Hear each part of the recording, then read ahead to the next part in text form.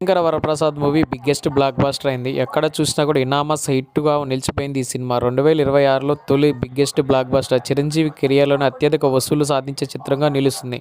అందుకంటే ఇంతకంటే కూడా మంచి సినిమాలు నటించారు. కానీ బ్లాక్ బస్టర్ హిట్గా నిలబడడం మామూలు విషయమా? 300 కోట్ల కలెక్షన్లు పైగా ఈజీగా సాధిస్తుంది. సినిమా బడ్జెట్ 120 కోట్లే, అంటే 200 కోట్ల ప్రాఫిట్ ఈజీగా సాధిస్తుంది. ఎక్కడ చూసినా కూడా ఇనామస్ అండి ఈ సినిమాకి.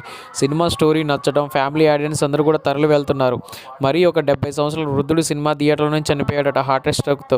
అలా ఉంది సినిమా. Super dance, super goose bumps వచ్చే మ్యూజిక్, అన్ని విధాలుగా ఆల్ టైమ్ రికార్డు బ్లాక్ బస్టర్గా నిలుస్తుంది ఈ సినిమా. చిరంజీవి గారి కెరియర్లోనే ది బిగ్గెస్ట్ బ్లాక్ బస్టర్.